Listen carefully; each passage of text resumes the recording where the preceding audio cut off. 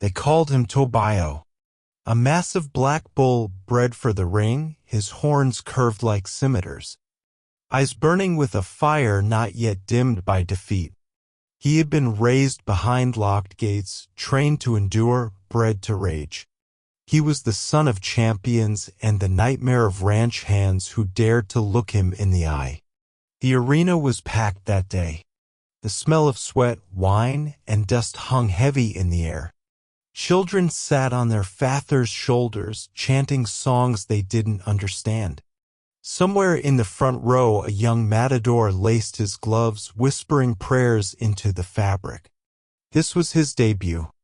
This was his rise. Behind the gate, Torbio stood still. Not restless. Not afraid. Still. As if listening. The horns blared. The gate creaked. And he ran, not at the boy in gold and crimson, not at the cape, not toward the jeering crowd. Torbio ran sideways. Through the plank walls. Through confusion and splinters. Through the butcher's stall and over a vendor's cart. His hoofs struck stone as he galloped through the alleys of the town. The cameras missed him. But the whispers spread.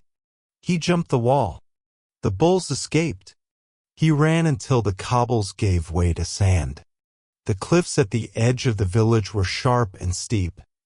The sea below endless and gray. He paused there, perhaps the first pause of his life without chains or human eyes. Then he heard it, a cry. A diver tangled in fishing lines below. A man thrashing between life and death, caught in nets from illegal trawlers that had long since been abandoned. The waves were rising. No one else was near. No one except the bull.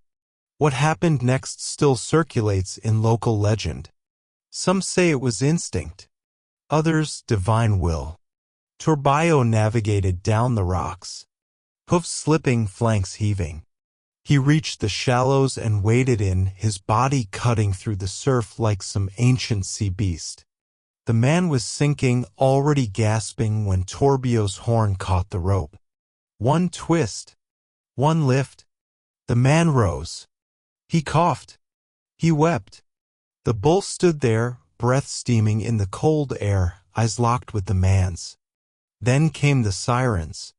Helicopters. Shouting men with nets and rifles.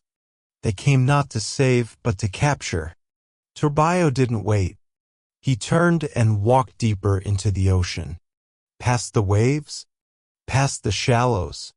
Until only his horns remained above water. And then nothing. They searched for him. Boats. Divers. Drones. Nothing. Some say he drowned. Others that he swam to a distant island where bulls run free. But every year, on the same day, the diver returns to the shore. He lays a flower in the sand and stares out at the tide.